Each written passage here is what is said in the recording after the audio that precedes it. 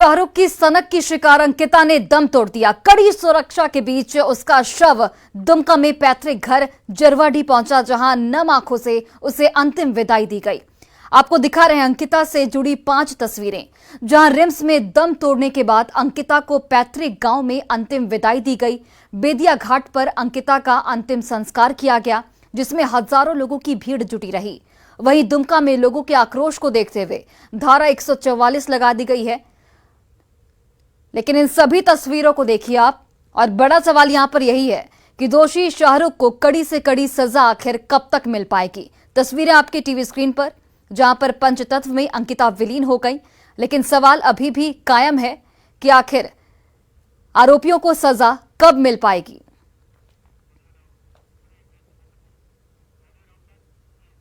और पूर्व मुख्यमंत्री रघुवर दास ने अंकिता की हत्या पर दुख जाहिर किया है। साथ ही दोषी शाहरुख को फांसी की सजा देने की मांग की है।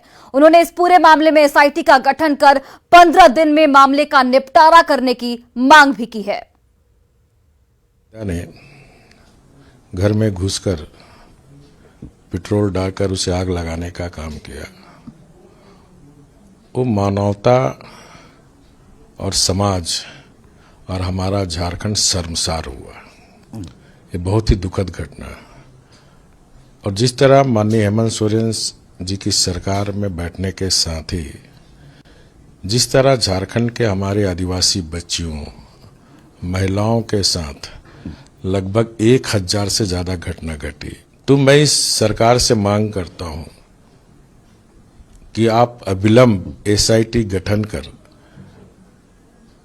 जो अभियुक्त है उस पर फास्ट ट्रैक कोर्ट चलाकर 15 दिन के अंदर उसे फांसी की सजा दी जाए। और दलाली में फंसे हैं, जिससे लोग सुरक्षित महसूस नहीं कर रहे हैं। अंकिता के साथ पिछले काफी दिनों से इस तरह की घटनाएं हो रही थी। उसको जबरदस्ती किया जा रहा था, छेड़छाड़ की घटनाएं बढ़ रही थी और वो लगातार अपने पेरेंट्स को कंप्लेन कर रही थी।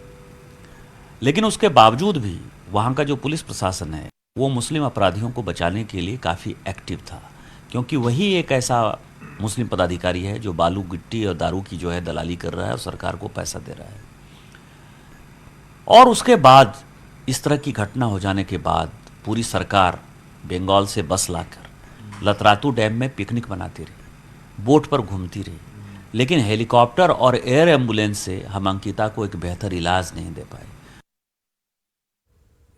बीजेपी नेता कपिल मिश्रा ने दुमका की अंकिता की मौत को लेकर झारखंड सरकार के साथ ही कांग्रेस के बड़े नेताओं पर भी जोरदार हमला बोला है। कपिल मिश्रा ने कहा है कि अंकिता तड़प तड़प कर खत्म हो गई, लेकिन मुख्यमंत्री की पिकनिक खत्म नहीं हुई। वहीं उन्होंने हाथरस जाने वाले राहुल गांधी और प्रियंका गांधी के भी अंकिता के दरवाजे पर नहीं जाने पर गंभीर सवाल उठाए हैं। कपिल मिश्रा ने शाहरुख को फांसी और त्वरित न्याय को आज देने की मांग बताया है।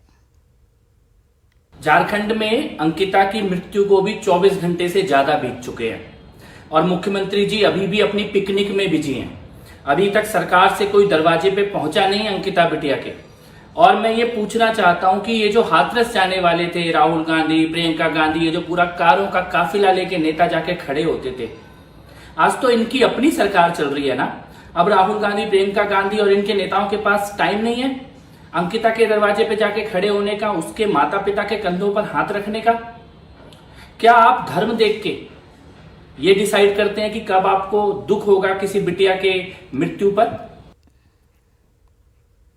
और दुमका में अंकिता की मौत के बाद राज्य में सियासत इस वक्त चरम पर है, जहां विपक्षी दल बीजेपी ने राज्य सरकार पर पीड़ित के इलाज में लापरवाही का आरोप लगाया है। वहीं सरकार के मंत्री सवालों का जवाब देने से इस वक्त बचते हुए नजर आ रहे हैं। राज्य के स्वास्थ्य मंत्री बन्ना गुप्ता से बात की हमारे सहयोगी रवि एस नारायण ने। अंकिता के मौत के मामले में झारखंड की सियासत जो है वो गर्मा गई है। हमारे साथ स्वास्थ्य मंत्री बन्ना गुप्ता जी हैं। देखिए, जिस ढंग से अंकिता की मौत हुई है, बीजेपी ये आरोप लगा रही है कि आप वोटिंग कर रहे हैं, सेल्फी ले रहे हैं, लेकिन रिम्स में इलाज हो रहा है, वहां तक जाने की आपको फुर्सत नहीं मिल रही है। नहीं, देखिए ये भाजपा के पास जो है कोई मुद्दे नहीं है। देखिए, जिस तरीके से सबसे पहले मैं ये कहूं कि ये घटना की जितनी भी निंदा की जाए, ये निंदा से भी ये निंदनीय कार्य किया है और अपराध, अपराधी और उग्रवाद ये जात धर्म नहीं होते हैं और इस पे कड़ी से कड़ी कार्रवाई सरकार सुनिश्चित करेगी। उसको फांसी की सजा दिलाने के लिए सरकार पूरी तरीके से प्रयास करेगी। ये कहा जा रहा है कि एक सजग स्वास्थ्य मंत्री होने के नाते आपको एक बार देखने जाना भी चाहिए था। कह रहे हैं कि कोई भी एक नुमाइंदा आपके यहाँ से सरकारी। अरे भाई अब तो देखिए, अब तो चूंकि मैं तो ये कहूंगा कि हमने जो हो सका है वो किया, और यदि नहीं किया होता तो हमको दोषी आदमी करार देता। लेकिन अब इसको वो एक अलग एंगल से, एक अलग नजरिए से देखने का कोई कारण नहीं बनता। लेकिन मैं आपको ये जरूर आश्वस्त करूंगा कि इसमें फांसी की सजा कैसे हो, इसके लिए स्पीडी ट्रायल भी होगा और इसके जो मुकम्मल साक्ष्य लगाकर इसको rare of the rare case में हम लोग पहुंचाने का काम करेंगे। स्वास्थ्य मंत्री, उनका कहना है कि स्पीडी ट्रायल की बात कही जा रही है और अपराधियों की सख्त सजा कैसे दिलाई जाए, इस पर काम किया जाएगा। कैमरा पर्सन मनीष के साथ रवि एस नारायण, न्यूज 18 रांची। और वहीं अंकिता की मौत पर दुमका में आक्रोश का इस वक्त माहौल है। दुमका एसपी ने कहा है कि सुरक्षा के लिहाज से हर इंतजाम किए गए हैं। उन्होंने मामले को फास्ट ट्रैक कोर्ट में भेजे जाने की बात कही और इधर डीएसपी ने भी बयान दिया है। उन्होंने कहा है कि शाहरुख की गिरफ्तारी के बाद एक अन्य आरोपी को भी यहां पर डिटेन किया गया है। साथ ही अंकिता के परिजनों की सुरक्षा के लिए भी पुख्ता इंतजाम किए गए हैं। जो भी मामला है हम लोग उसको कोर्ट के संज्ञान में लाएंगे। अपने जो भी साक्ष्य हमको मिला है उसको माननीय न्यायालय के समक्ष प्रस्तुत करेंगे और इसका जैसा बड़ी पदाधिकारी का आदेश भी इसमें हो चुका है, इसका त्वरित विचारण होना है और इसको हम लोग एक पखवाड़े के अंदर आरोपी पक्ष जो है वो अभी भी जो परिजन हैं या फिर जो पीड़िता है उनके परिजनों को धमका रहा है, इस तरह की सूचना भी आ रही है। आप लोग किस तरह से? ऐसा कोई संज्ञान में अभी तो बात नहीं आई है। वो सारी चीजों को हम लोग मॉनिटर सुरक्षा के लिए बिल्कुल पर्याप्त। तो वहाँ पे हम लोगों ने अभी फोर्स का डिप्यूटेशन वो लगातार रहेगा भी, और वैसे कुछ प्रकार के कोई साक्ष्य मिलता है तो उस पर जो वैधानिक कार्रवाई उस पर की जाएगी। जो अंत्येष्टि हो गई है और जो कार्रवाई हम लोग को करना है वो आगे जो है इनके साथ में जो कंपनसेशन हुआ, चाहे फास्ट ट्रैक कोर्ट में देना हुआ, तो ये सब हम लोग कार्रवाई कर रहे हैं। Thank you sir. धारा 144 पे प्रभावित की गई है? जी। और वहीं देखिए, अंकिता की मौत के बाद दुमका में इस वक्त तनाव का माहौल है, जिसको लेकर प्रशासन की ओर से धारा 144 लागू कर दिया गया है। हिंदू संगठनों ने दुमका बंद का इस वक्त आह्वान किया है। तो इस वक्त की सबसे बड़ी खबर आपको बता रहे हैं। अंकिता की मौत के बाद इस वक्त दुमका में तनाव का माहौल है और इसे लेकर प्रशासन की ओर से धारा 144 लागू कर दिया गया है। हिंदू संगठनों ने दुमका बंद का इस दौरान आह्वान भी किया है। दुमका में काफ़ी आक्रोश देखा गया और आज दुमका के बेदिया घाट पर अंकिता का अंतिम संस्कार कर दिया गया। वहीं इसको लेकर कल से ही दुमका में तनावपूर्ण माहौल रहा था। हालांकि सुरक्षा के दृष्टिकोण से अगर बात करें तो जिला प्रशासन ने सुरक्षा के पुख्ता इंतजाम किए गए हैं और जो शहर का इलाका है सभी इलाकों में पुलिस बल की तैनाती की गई है। हम इस वक्त मौजूद है दुमका के सिंधिया चौक पर। हम आपको यहाँ से सीधी तस्वीरें दिखा रहे हैं। आप जहाँ तक देखेंगे ये दुकानें बंद दिखेगी। जो हिंदू सामाजिक संगठन के लोग हैं, कल उन्होंने आह्वान किया था कि आज दुमका बंद रहेगा और इसी को लेकर जो है दुमका के प्रमुख सड़क पर जितने भी दुकानें आपको दिख रही हैं सभी दुकानें बंद कर दी गई हैं। और कहीं ना कहीं जो जिला प्रशासन के द्वारा भी जो सुरक्षा को लेकर जो पुलिस बल की तैनाती की गई है, बाकायदा जो है चौक चौराहों पर मजिस्ट्रेट की तैनाती की गई है। और इसको लेकर हम ये कह सकते हैं कि जो जिस तरह से अंकिता के साथ जिस तरह की दुर्घटना हुई है या जिस तरह से ये हुआ शिकार हुई है वो उसको न्याय दिलाने के लिए लोग मांग कर रहे हैं। साथ ही साथ जो दुमका में कल से ही यहाँ पर धारा 144 लगा दी गई है। कहीं पर भी जो एकत्र होकर 5 लोग खड़ा नहीं हो सकते हैं और किसी तरह की रैली और जुलूस पर भी रोक लगी हुई है। नितेश कुमार, न्यूज़ 18 दुमका। और आपको सीधे लिए चलते हैं दुमका, जहां पर हमारे सहयोगी ओम प्रकाश इस वक्त लाइव जुड़ गए हैं। ओम प्रकाश, जाहिर तौर पर लोग बेहद आक्रोशित हैं, लोगों का गुस्सा भी साफ तौर पर देखने को मिल रहा है।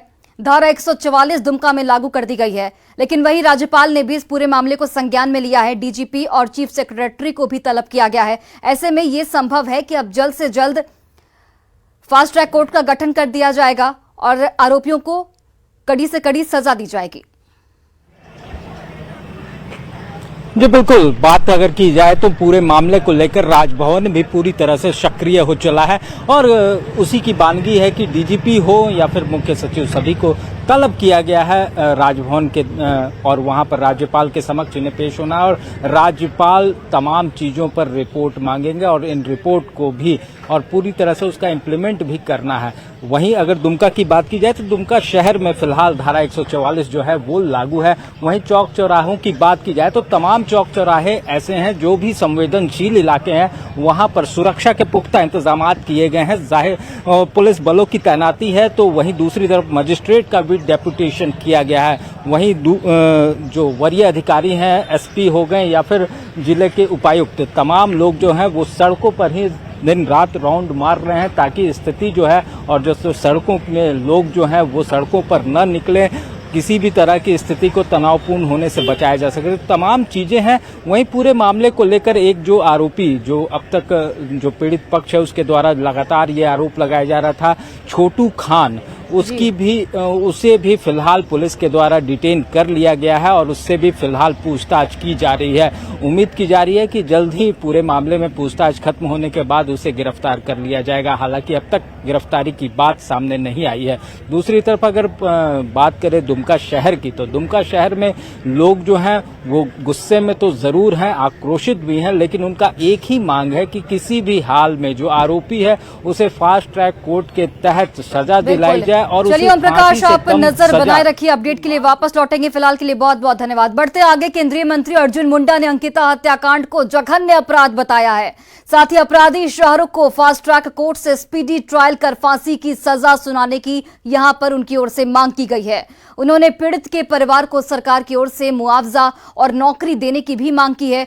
केंद्रीय मंत्री अर्जुन मुंडा गिरिडीह में चल रहे बीजेपी के 3 दिवसीय प्रशिक्षण शिविर में अंतिम दिन आयोजन में भाग लेने पहुंचे थे और इस दौरान उन्होंने बयान दिया है। जब्त कर देगा, उसको आग में जला देगा। अब उस पर यदि हम ना कहें तो कौन कहे? और यदि उसको न्याय नहीं मिलेगा उसके लिए दोषी कौन पाएगा? ये सारा विषय तो है ही है। शासन पर सवाल खड़े हो रहे हैं, इस पर लोगों को बेहतर तरीके से दोषियों को दंड दिला करके सुनिश्चित करना चाहिए, बजाय इसके वो राजनीतिकरण कर रहे हैं। और सूत्रों के हवाले से इस वक्त की सबसे बड़ी खबर आपको बताते चले, यूपीए विधायकों को राजभवन से समय नहीं दिया गया है। राजभवन से यूपीए के इस तमाम विधायकों ने मुलाकात के लिए समय मांगा था, लेकिन राजभवन की ओर से मुलाकात का समय नहीं दिया गया है। हेमंत सोरेन से जुड़े मामले में संशय की स्थिति को लेकर तमाम जो विधायक हैं वो राजभवन राज्यपाल से मिलना चाहते थे, लेकिन राजभवन की ओर से उन्हें मुलाकात का वक्त नहीं दिया गया। तो बड़ी जानकारी, बड़ी खबर आपको बता रहे हैं। जिस तरीके से सीएम हेमंत सोरेन की सदस्यता को लेकर इस वक्त संशय की स्थिति लगातार बनी हुई है पिछले 3 दिनों से, और उसी मामले को लेकर यूपीए के विधायकों को आज मिलना था, लेकिन राजभवन की ओर से मुलाकात का समय नहीं दिया गया है। इस खबर पर ज्यादा जानकारी के साथ रांची से हमारे सहयोगी निरंजन इस वक्त जुड़ गए हैं। सीधे उनका रुख करते हैं। निरंजन, सीएम हेमंत सोरेन की सदस्यता को लेकर लगातार संशय की स्थिति बनी हुई है और इसी संशय को लेकर यूपीए के तमाम विधायक राजभवन में राज्यपाल से मुलाकात करना चाहते थे, लेकिन राजभवन से उन्हें मुलाकात का वक्त नहीं दिया गया। इसके पीछे की वजह क्या कुछ है?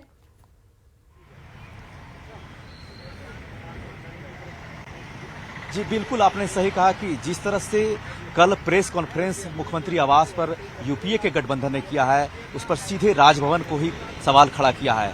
उन्होंने जिस तरह से पिछले 4-5 दिनों से रिसोर्ट में जाकर के मुख्यमंत्री पर जाकर के कटाक्ष किया और कल मुख्यमंत्री आवास पर यूपीए के नेताओं ने साफ तौर पर राजभवन पर कटाक्ष किया, उसको लेकर के कहीं न कहीं जरूर राजभवन इस पर नाराजगी व्यक्त किया है और उसी का परिणाम है कि आज जो राजभवन उसे समय नहीं दिया, ये बहुत बड़ी बात है। इससे पहले जो डीजीपी हैं और चीफ सेक्रेटरी दोनों को बुलाया गया है दुमका के मामले को लेकर के, लेकिन अब देखना यह होगा कि महागठबंधन के नेताओं ने राजभवन से समय मांगा, समय नहीं देना एक अपने आप में सवाल खड़ा इसलिए उत्पन्न हो रहा है कि कल जिस तरह से मुख्यमंत्री आवास पर सत्ताधारी के लोगों ने प्रेस कॉन्फ्रेंस कर मुख्यमंत्री पर निशाना साधा, उसको लेकर के कहीं न कहीं राजभवन में नाराजगी व्यक्त किया है और समय आज नहीं दिया है। जी निरंजन, लेकिन सवाल यही है कि कल जिस तरीके से प्रेस कॉन्फ्रेंस की जाती है और यूपीए के तमाम विधायक एक सुर में बोलते हैं कि अगर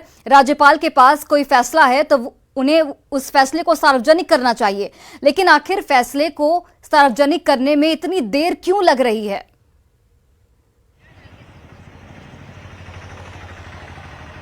बिल्कुल सही कहा आपने। जिस तरह से पिछले 2 दिन पहले नेतरहाट में मुख्यमंत्री एक जनसभा को संबोधित कहा कि राजभवन इस पर षड्यंत्र रच रहा है, मेरे गर्दन पर रेती चलाने के लिए तैयार है, लेकिन वह चल नहीं रहा है। इसमें जो है षड्यंत्र शब्द का यूज किया और राजभवन का शब्द का यूज किया, तो इसको लेकर के राजभवन इस पर संज्ञान लिया है, जिसका परिणाम यह है कि आज महागठबंधन के लोगों ने जो समय मांगा था वह समय आज नहीं दिया है। अब देखना यह है कि जो पिछले 25 तारीख से यानी दिल्ली से जब लौटे हैं राजपाल, उसी दिन से ये कयास लगाए जा रहे थे कि चुनाव आयोग की रिपोर्ट को राजभवन संज्ञान लेगा और तुरंत कोई फैसला सुनाया जाएगा, क्योंकि लगातार निरंजन, आप नजर बनाए रखिए। अपडेट के लिए वापस लौटेंगे। फिलहाल के लिए आपका बहुत बहुत धन्यवाद तमाम जानकारियों के लिए।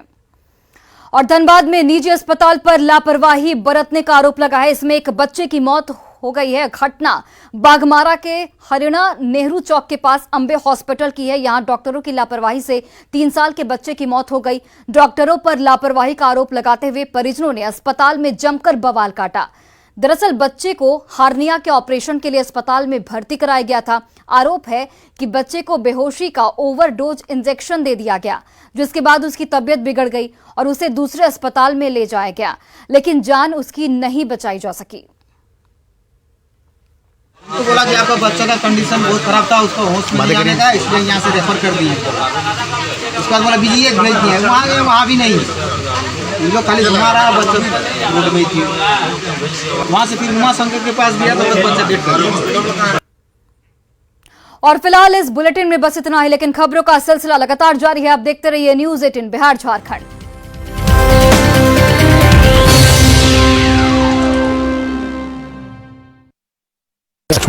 सदर और बरियारपुर बाढ़ प्रभावित रहता है। 4 प्रखंडों की कुल 28 पंचायतों में बाढ़ का कहर दिख रहा है। दियारा इलाके के कई गांवों में कटाव भी शुरू हो गया है। वर्ष 2021 में गंगा ने खूब तबाही मचाई थी।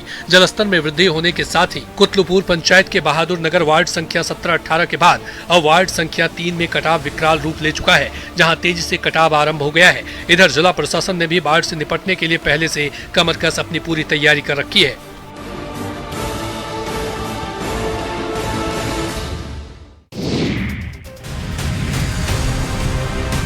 पड़ोसी राज्यों में हो रही भादों की बारिश का असर बिहार में भी देखने को मिल रहा है।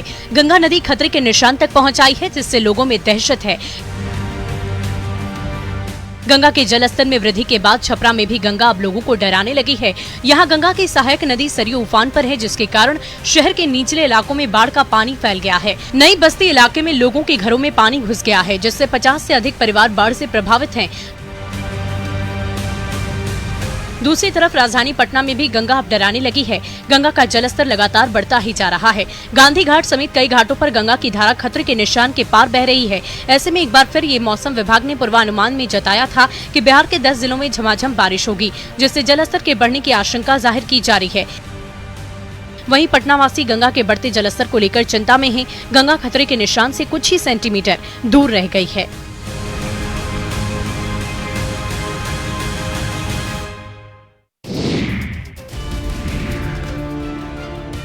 खगड़िया में गंगा नदी के साथ साथ गंडक नदी के भी जलस्तर में लगातार बढ़ोतरी जारी है। जिस तरह से नदी का जलस्तर बढ़ते जा रहा है, उससे बाढ़ग्रस्त इलाके के लोगों की परेशानी भी बढ़ते जा रही है। गंडक नदी का पानी जहां निचले इलाके में फैलता जा रहा है, वहीं गंगा का पानी दियारा इलाके में काफी तेजी से फैल रहा है, जिसके कारण दियारा इलाके में रहने वाले लोगों को आवागमन में काफी परेशानी हो रही है। सदर प्रखंड के मथार दियारा के लोगों का कहना है कि यदि इसी तरह से गंगा का जलस्तर तेजी से बढ़ते चला गया तो एक बार फिर नाव के सहारे आवागमन करना पड़ेगा। गंगा नदी के जलस्तर बढ़ने से सदर प्रखंड के साथ साथ गोगरी, मानसी और परवत्ता प्रखंड बाढ़ से सबसे ज्यादा प्रभावित होता है। ऐसे में खगड़िया जिला प्रशासन भी बाढ़ की तैयारी को लेकर पूरी तरह से तैयार दिख रहा है। दरअसल गंगा के जलस्तर में लगातार बढ़ोतरी की वजह से किसानों और मवेशी पालकों में बेचैनी बढ़ गई है। किसान आर्थिक नुकसान को लेकर चिंतित होने लगे हैं।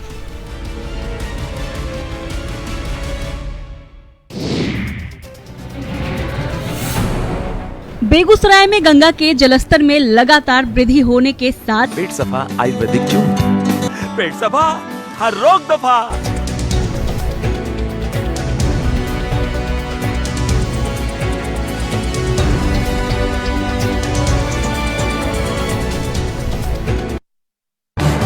इस न्यूज हेडलाइंस के प्रायोजक पेट सफा आयुर्वेदिक चूर्ण, पेट सफा हर रोग दफा।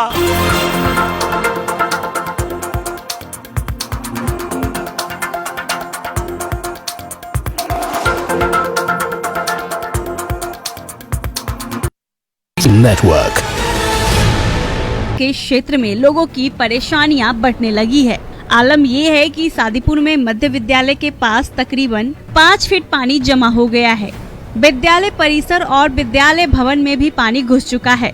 वहीं कई जगहों पर दियारा क्षेत्र में सड़क क्षतिग्रस्त हो चुकी है, जिससे कि अनुमंडल मुख्यालय से दियारा वासियों का संपर्क भी भंग होने लगा है।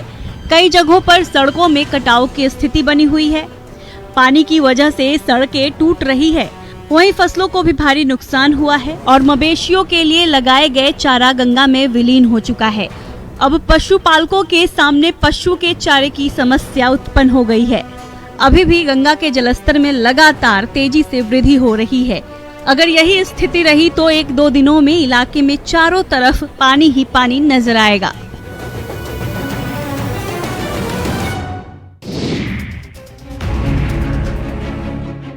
पूर्णिया की स्वास्थ्य व्यवस्था की बदहाली की तस्वीर सामने आई है, जहां स्वास्थ्य केंद्र अब तबेला बन चुका है।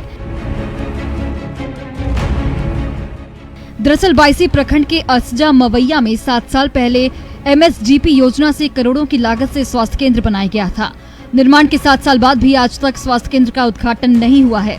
न यहाँ पर डॉक्टर आते हैं, न ही नर्स। लिहाजा स्वास्थ्य केंद्र तबेला में तब्दील हो गया है। यहाँ आसपास के लोग अपना सामान रखने लगे हैं। स्वास्थ्य केंद्र की खिड़कियां, दीवारें, फर्श टूटकर जर्जर हो गए हैं। स्थानीय लोगों का साफ तौर पर कहना है कि अस्पताल चालू नहीं होने की वजह से यहाँ असामाजिक तत्वों का जमावड़ा लगा रहता है। लोग अस्पताल को चालू करने की मांग कर रहे हैं ताकि लोगों को सुविधा मिल सके। लोगों का कहना है कि सरकार स्वास्थ्य विभाग को अच्छा बनाने का दावा करती है, लेकिन हालात कुछ और ही हैं। स्थानीय लोग इलाज के लिए अब शहर जाने को मजबूर हैं।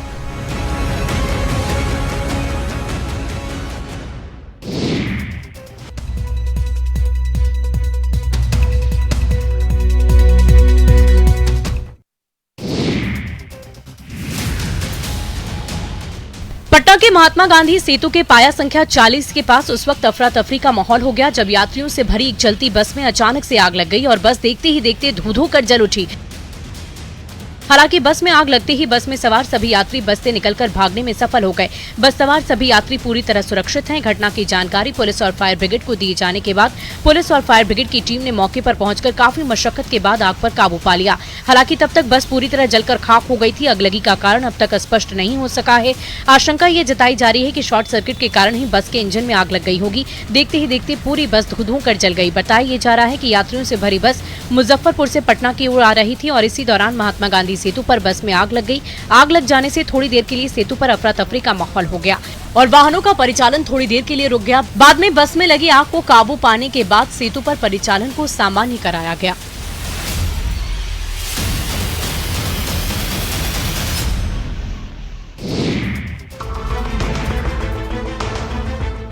दुमका जिले के नगर थाना क्षेत्र जरवाडीह निवासी अंकिता कुमारी की रांची में मौत हो गई। अंकिता को शाहरुख नामक युवक ने जिंदा जला दिया था, जिसकी वजह से वो गंभीर रूप से घायल हो गई थी। शाहरुख ने पेट्रोल छिड़ककर आग लगा दी थी। इस घटना में 12वीं में पढ़ने वाली अंकिता कुमारी की सिर्फ यही गलती थी कि उसने एक प्यार को ठुकरा दिया और उससे बात करने से इनकार कर दिया। इस घटना में गंभीर रूप से घायल हो गई थी। अंकिता को बेहतर इलाज के लिए रिम्स में भर्ती कराया गया था, जहां इलाज के दौरान ही रही।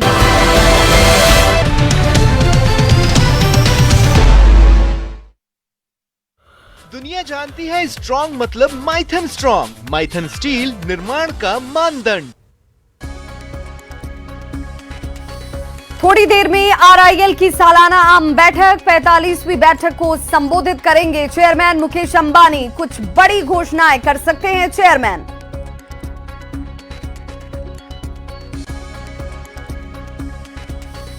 केंद्रीय गृह मंत्री अमित शाह के 2 दिवसीय बिहार दौरे की तारीख तय 23 और 24 सितंबर को